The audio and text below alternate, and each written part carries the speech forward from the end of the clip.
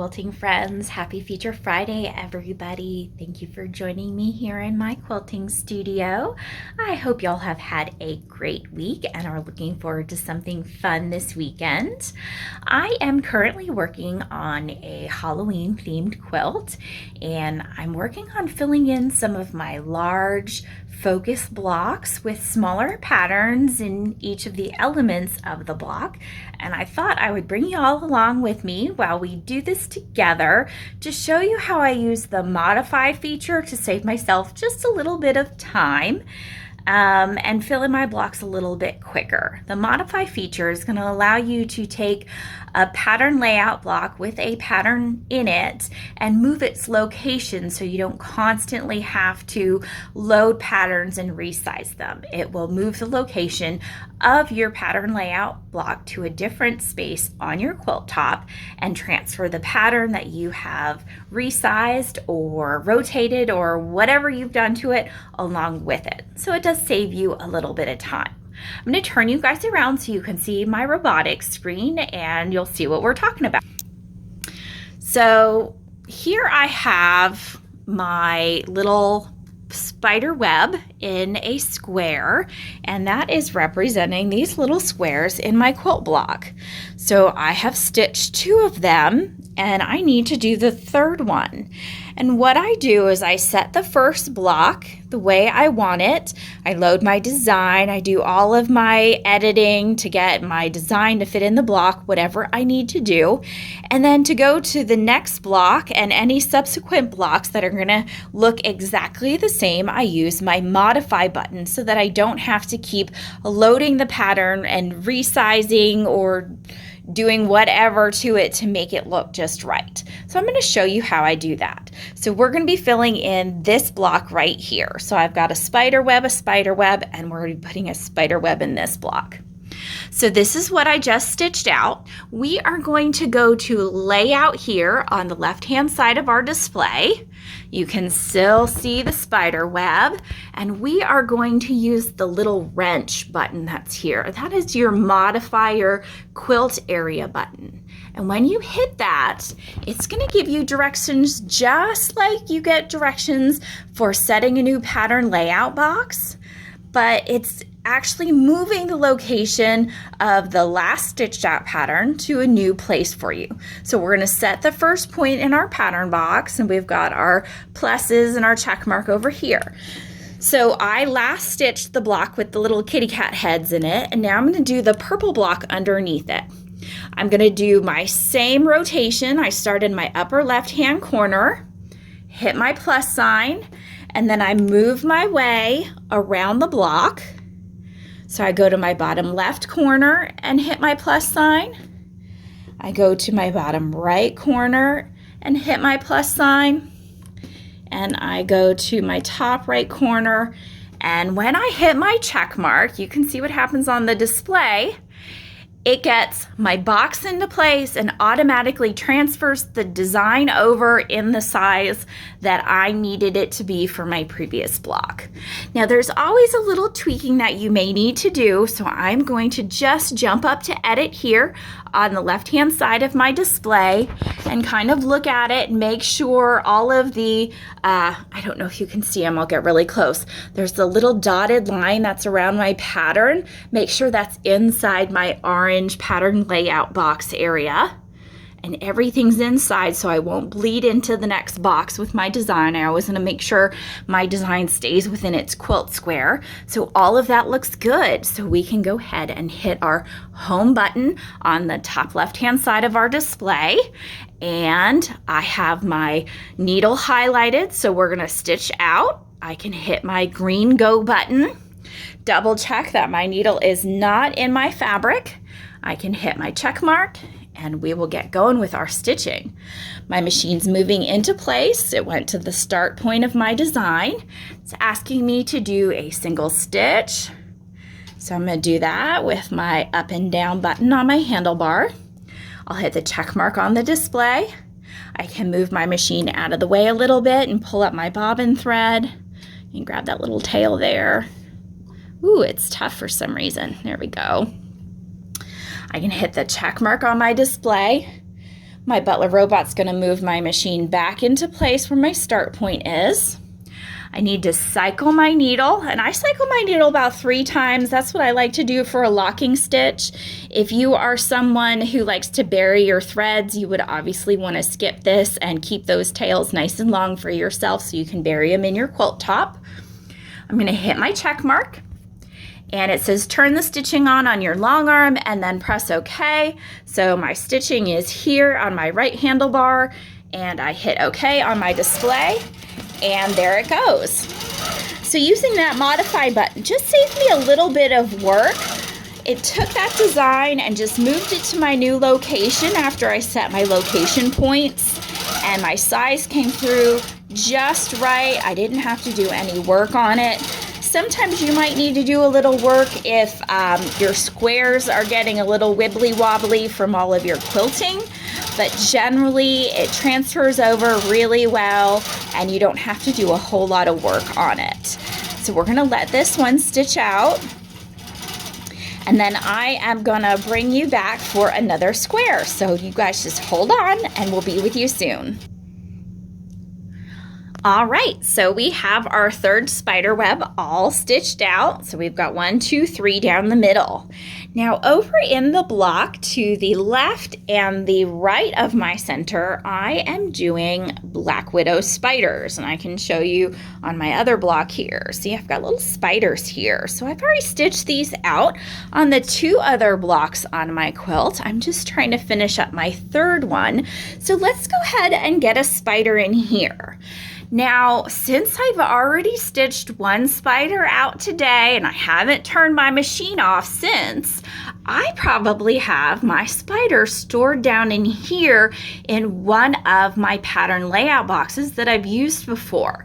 I know a lot of you may know that you can do this, but in case you don't, you've got little arrows down here, and you've got 3 of 4 or 4 of 4 or 10 of 20, depending on how many pattern boxes you've laid out for the day, and you can page through these. So if I go forward 1, let's see what 4 of 4 is. So that's my little bats that I did in between the blocks. And if I go back, I can go to 3 of 4, which was my spider web. And if I go back again, there is my little Black Widow spider that I had on the right and left of my center blocks. So because it's still here in my pattern layouts, I can modify it right from here, and I don't have to set another pattern box, even though it wasn't the last thing I stitched out. So just by paging through, if you want to use something multiple times on a quilt top, it's in here within your different layouts, and you can just page back and forth as you work your way across your quilt top, and you don't have to set it every single time. So from here, now that I've got it up on the screen, I'm going to layout again. And I'm coming over to the right hand side of my display and hitting my little wrench to modify the area, because I'm not stitching all the way over here, which is the last block I did. I am stitching over here just to the left of the spider web block that we've done. So I am going to set the points of my new pattern box, and that's going to be this one here. So I'm going to do my top left and add, and my bottom left and add, my bottom right and add, and my top right. I will hit my check mark. And there is my spider. Now my last spider block was a little wibbly wobbly, and this one's a little wobbly too, and you can see that this spider leg is coming out beyond my orange pattern block area, and it's a little far over and just touching the line over here. So we might need to recenter our little spider friend and see if we can get it fitting in our block better. So I'm gonna come up to edit, and now I've got that little line that's around my pattern, and I can see that the pattern does actually go below my pattern layout box. So we've got a little bit of work to do. The first thing I'm going to try is use my move button, And when I highlight that, I'm just gonna try centering it because I've got a lot of space over here on the right-hand side and a little bit of space at the top. And it might be just enough where if I center this, it might work for me. So I'm gonna use my centering buttons and see if that gets our spider all the way in. Well, it did kind of the opposite and it moved it out on the right side and on the top. So we're gonna have to work with this a little bit ourselves. I'm gonna use the bitty buttons that just move it down one little hair at a time, and that's even too far for me. So I am now going to use my touch screen. So if your buttons don't work and you need to really fine tune something, you can do it by touching on the green button. That's your move, and you can really fine tune something itty bitty bit by itty bitty bit if you're careful with your movements. So I am good on the right and the left, but I still think that I am too close to the edges on my top and bottom, and I really don't want this spider to end up in the blocks above and below it. So I'm going to come over to scale, and we're just going to shrink it down just a little bit vertically and get it just a little bit smaller and see what we can do. Give it a little smaller horizontally. I don't want it to stretch out too much, so I'm trying to get it proportionally. I don't want a really long, skinny spider. So she still looks okay there. That looks all right. So I'm gonna go back to move. I'm gonna try my centering buttons again. And now it's too far over to the right. No one ever said quilting was easy. It is definitely something that you have to fiddle with because I am super fussy about the placement of my patterns. I really want them to be centralized in my blocks. And when they kind of get off kilter a little bit, I always work really hard at getting them to look like they're centered. I think this looks pretty good right now. I don't know about you guys, but I think it'll stitch out well. So I'm gonna go ahead and hit my home button. My needle is on. I'm gonna hit my start button. Check that my needle is out of my fabric, and it is. So we're gonna hit our green check mark to get going. And it's gonna move on down. I've got my directions to do a single stitch. So I'll hit my check mark here, and it's asking me to pull my bobbin thread up. So I'll slide out of the way, tug that up just a little bit. I can hit my check mark here. My robot's gonna move my machine back into place. And it wants me to cycle my needle, so I'm gonna do that and hit my check mark. And now we can turn on the long arm and hit our green button and let our little spider stitch out.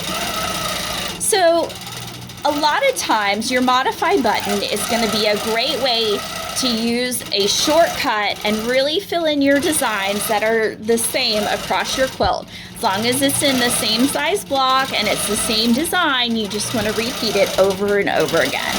But sometimes if your quilt gets a little off kilter with stitching and take up, especially depending on how dense your designs are, or if you have a really thick batting, your squares might not be so square, or your rectangles might get a little off kilter. You may have to do a little fussy work to get your design to look exactly the way you'd like it to. I'd rather do the fussy work myself and really get my design looking good than just say, oh, I won't worry about it, it's close enough. So now that this little guy's done here, you can see all of its legs are inside the block. I've got enough space around it where it's not bleeding into the blocks beside it, and that makes me really happy. Thank you guys so much for joining me today. I just wanted to make sure y'all knew that that modify button was there. It is something I use a lot, especially when I'm doing custom quilting like I am on this particular quilt top. I use the same design over and over again multiple times in the same style blocks, in the same size blocks. So just having that little bit of a shortcut where I'm not constantly loading and resizing patterns is awful helpful. Thanks so much for joining me, and we'll see you guys soon. Bye.